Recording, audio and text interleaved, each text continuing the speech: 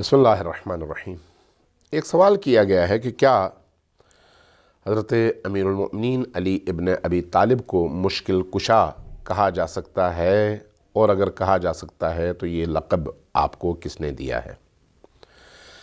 دیکھیں، امیر المؤمنین علیہ السلام کی زندگی ایک ایسی زندگی ہے جس کو دوستوں نے بھی قبول کیا ہے اور دشمنوں نے بھی قبول کیا ہے۔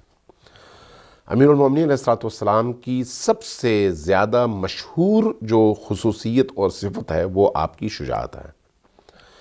شجاعت کے حوالے سے ظاہر ہے تمام جنگوں میں اور طول تاریخ اسلام میں امیر المؤمنین علی ابن ابی طالب کے کارنامے باقی تمام لوگوں کی نسبت نہ صرف مختلف ہیں بلکہ قابل دید، لائق تقدیر اور لائق تمجید اور لائق تعریف اور بے مثال ہے۔ اس طرح کی کوئی مثال آپ کو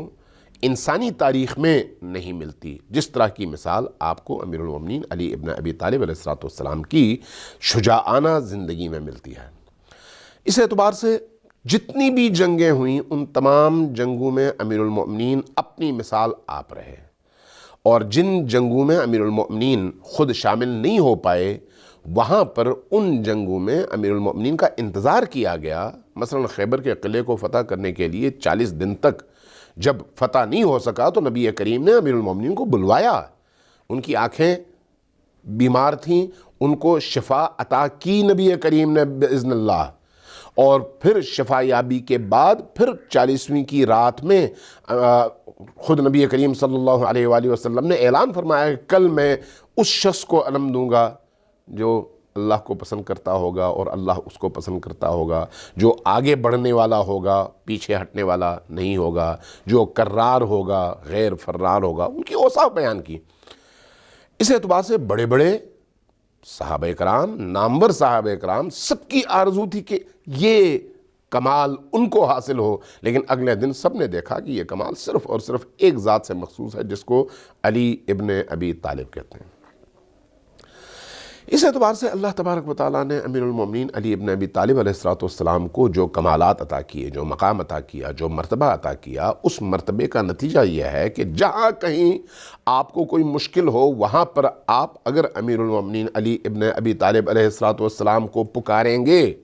تو امیر المؤمنین علی ابن ابی طالب علیہ السلام اللہ کی اجازت سے، اللہ کے اذن سے، اللہ کی دی ہوئی طاقت سے، اللہ کے دیے ہوئے اس کمال اور اس توانائی کے نتیجے میں آپ کی مدد کرنے پر قادر ہیں۔ امیر المؤمنین کی جو بھی مدد ہے وہ اللہ کی طرف سے دی گئی طاقت کے نتیجے میں مدد ہے۔ اس اعتبار سے اگر آپ ان کو مشکل کشا کہتے ہیں تو نہ صرف اس میں حرج نہیں ہے بلکہ مشکل کشائی اگر عالم بشریت میں کسی بشر کے ذریعے سے ممکن ہے تو ان میں بہترین بشر خود امیر المؤمنین علی ابن ابی طالب علیہ السلام کی ذات ہے۔ لہٰذا خود نبی کریم کی اپنی زندگی میں دیکھیے، نبی کریم صلی اللہ علیہ وآلہ وسلم نے امیر المؤمنین سے مدد طلب کیا ہے۔ وہ زندہ تھے، یہ بھی زندہ تھے، آپ نے امیر المؤمنین سے مدد طلب کی، امیر المؤمنین نے مدد فرمائی۔ تو اس لیے امیر المؤمنین سے مدد طلب کرنا، امیر المؤمنین کو مشکل کشا سمجھنا اللہ کے مقابلے میں نہیں ہے۔ اگر کوئی شخص یہ سمجھے کہ اللہ ادھر اور علی ادھر، اللہ کو چھوڑ کر علی سے مدد طلب کرنا یہ غلط ہے تو اس کا کوئی بھی منکر نہیں ہے۔ اللہ کا انکار کر کے علی امیر المؤمنین سے مدد طلب کرنا یقینی طور پر باطل ہے اور غلط ہے، لیکن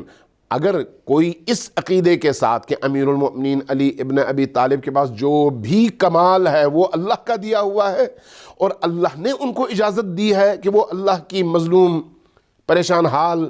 مجبور بندوں کی مدد کر سکیں، تو اس معنی میں نہ صرف آپ مشکل کشا ہیں بلکہ مشکل کشائی فرماتے ہیں، اور ہمیں چاہیے کہ ایسے تمام موارد میں امیر المؤمنین کے توسل سے، امیر المؤمنین کا سہارا لے کر اپنی مشکلات کو حل کرنے کی طرف اگر ہم جائیں گے تو اللہ اس سے راضی بھی ہے اور خوش بھی ہے۔ والسلام علیکم ورحمۃ اللہ وبرکاتہ۔